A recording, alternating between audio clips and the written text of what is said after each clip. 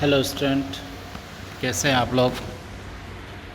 Student, आज हम MSc final year student के लिए एक बहुत ही इम्पोर्टेंट टॉपिक डिस्कस करने जा रहे हैं। इस टॉपिक का नाम है टॉक्सिक हैवी मेटल्स। तो स्टूडेंट, टॉक्सिक हैवी मेटल्स का यहाँ पर क्या मीनिंग है। मीनिंग है टॉक्सिसिटी का मीनिंग है पॉइजनस। स्टूडेंट, ये सब हमारी हेल्थ के लिए एक तरह से पॉइजन के तरह काम करती हैं। और ये कौन कौन सी मेटल्स हैं, क्या हैं ये मेटल्स और किस तरह से इनका इफ़ेक्ट्स होगा, इन सब के बारे में आज डिस्कस करेंगे। Student, metallic elements that are denser than other common metals. तो डेंसिटी वाइज तो ये बहुत हैवी होगा ही होगा। तो इसमें जो हमारे सामने 4 स्पेशल मेटल्स हैं, मरकरी है, लेड है, कैडमियम है, आर्सेनिक है। ये एक्चुअल में एनवायरमेंटल हैज़ार्ड्स हैं, ग्रेटेस्ट एनवायरमेंटल हैज़ार्ड्स हैं। तो इसके पीछे क्या लॉजिक है। एक तो ये एक्सटेंसिवली यूज्ड में होती हैं, टॉक्सिसिटी इनकी बहुत ज़्यादा है और वाइडली डिस्ट्रीब्यूटेड है। इन सब की वजह से ये हम कहेंगे कि ये ग्रेटेस्ट एनवायरमेंटल हैज़ार्ड बन गई है। स्टूडेंट, इसमें ultimate sink for heavy metals are soil and sediments. ये भी अपने को एक बात क्लियर हो गई है कि यहाँ पर सॉइल और सेडिमेंट्स ये हमारे टॉक्सिसिटी के लिए, मतलब इन मेटल्स की जो टॉक्सिसिटी है वो इसी फॉर्म में मिलेगी। अगर हम एक लिस्ट पर नज़र करें, density of some important heavy metals and other substances, हम ऊपर की 4 मेटल्स को अगर हम कंपेयर करें अदर से, तो इसमें सबसे ज़्यादा डेंस और डेंसिटी मरकरी की है, फिर उसके बाद लेड की है, फिर उसके बाद कॉपर की है और फिर उसके बाद कैडमियम की है। तो हम इन चारों के बारे में डिस्कस करेंगे। और ये चारों ही, हालांकि इसमें क्रोमियम भी आएगा, टिन भी आएगा और आर्सेनिक भी आएगा। ये सब जो है एक तरह से डेंसिटी वाइज भी हाई है और ये पॉइजन की तरह ही एक्ट किया जा रहा है। टॉक्सिसिटी, टॉक्सिक हैवी मेटल्स हमने वही 4 पर फोकस किया है। तो इसका जो toxicity of the heavy metals of the 4, Hg is highly toxic in the elemental form. ये कोई कंपाउंड फॉर्म में नहीं होते हुए भी एलिमेंटल फॉर्म में सबसे ज़्यादा टॉक्सिक है। और इसका वेपर्स यदि इनहेल किया जाए तो वो बहुत डेंजरस हमारे हेल्थ के लिए रहेगा। हम एक बात यहाँ पर बिल्कुल क्लियर कर दें, all 4 are dangers in the following form. ये चारों के चारों हैवी मेटल्स हैं, वो कैटाइन फॉर्म में और ऑर्गेनोमेटेलिक फॉर्म में ये काफ़ी डेंजरस होती हैं। तो इसकी डेंजरस फॉर्म ये कैटाइन भी हो सकती है और ऑर्गेनोमेटेलिक फॉर्म भी हो सकती है। अब हम इसी को कंटिन्यू करते हुए हम बात कर रहे हैं वाई आर दे टॉक्सिक। तो इसके लिए एक सिंपल मैकेनिज़्म है जिसको हम कह रहे हैं mechanism of heavy metal toxicity. तो रीज़न बिल्कुल क्लियर जैसे मैं स्लाइड में दिखा रहा हूँ कि due to the strong affinity of metal cation for sulphur, ये एक टॉक्सिसिटी का सबसे बड़ा रीज़न है। इससे क्या बनेगा, सल्फहाइड्रिल ग्रुप जो बनता है, SH ग्रुप बनता है। ये हम कहें कि in many enzyme react with इंजिड Mn प्लस फॉर्म में, कैटाइन फॉर्म में, उसी फॉर्म में ये इसके साथ अटैच हो जाएगा और वो काफ़ी डीएक्टिवेट करने के चांसेस है। It can deactivate the enzymes, मतलब ये डीएक्टिवेट करने का मतलब यहाँ पर है इट स्टॉप और अल्टर मेटाबॉलिक प्रोसेस। तो इस तरह से जब मेटाबॉलिक प्रोसेस चेंज हो जाएंगे तो ये हमारे लिए बड़ा डेंजरस फॉर्म होगी। तो ये कुछ स्लाइड शो कर रहे हैं कि Hg+2 है वो देखो H2S से इसी फॉर्म में आ रहा है वो। ऐसे Hg+2 है और RSH से रिएक्शन करके, और ये जो है एक हमारे लिए जो ये बाइंडिंग फॉर्म है, ये एंजाइम के लिए बहुत ख़तरनाक चीज़ है। ऑर्गेनोमेटेलिक कंपाउंड बन गया, ये ऑर्गेनोमेटेलिक फॉर्म में आ रहा है।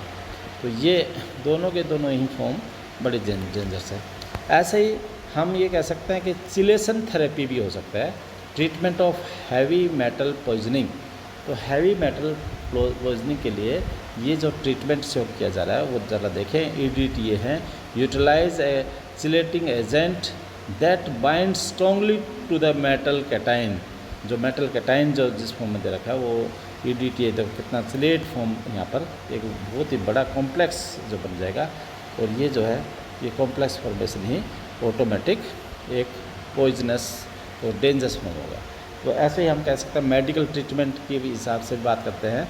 तो बॉल जो है एक तरह से ये इस फिगर में दिखा रखा है। तो ये administer a compound that bind to the metal more strongly than does the enzyme। तो ये बॉल जिसको दिखा रखा है ये इम्पोर्टेंट फार्मूला है।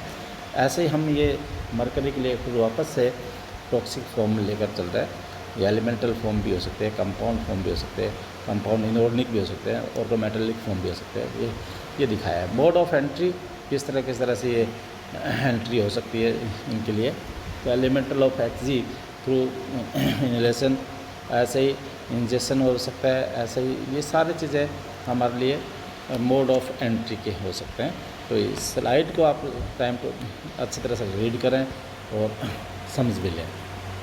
इफ़ेक्ट ऑफ एक्सपोजर्स भी दिखाई दिए हैं।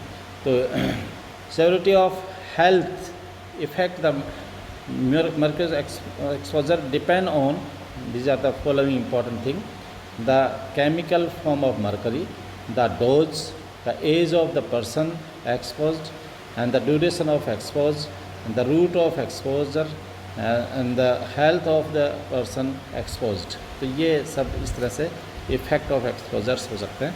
तो इस तरह आपको ये 1 by 1 जो स्लाइड्स शो कर रहा हूँ।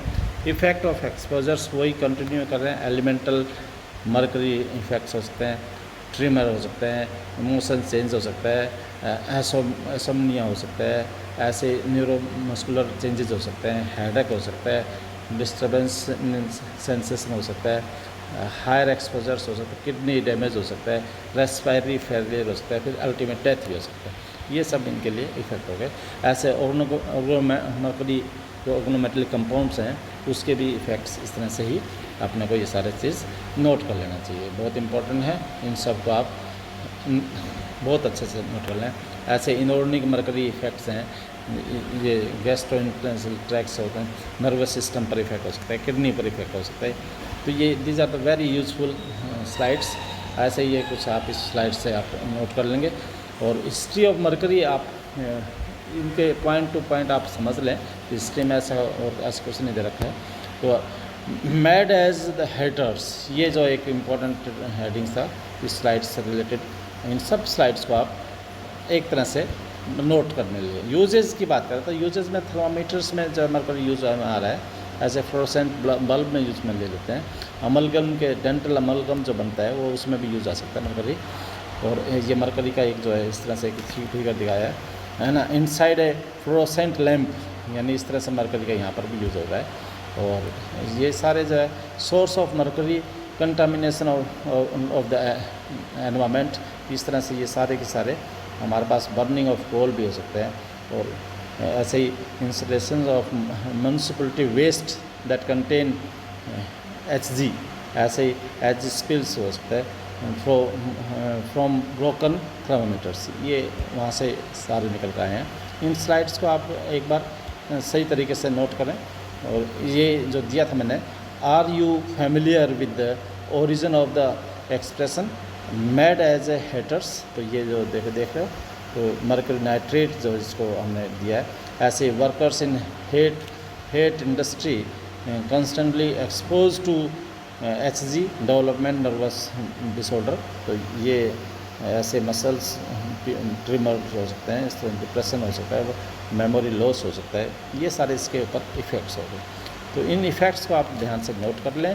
और लास्ट में ये भी एक दिया, more toxic than this organometallic compound इस फॉर्म में ज़्यादा ही टॉक्सिक रहेगा। तो उसका मेन रीज़न है कि सॉल्युबल होते हैं, सॉल्युबल इन फैटी टिश्यूज़ और एनिमल्स। तो ये दो फॉर्म दिखा रखी है, इन दोनों फॉर्म का आप सही तरीके से लेंगे। तो स्टूडेंट आज हम बस इतना ही लगेंगे। This is about total toxic heavy metals. Thank you for listening.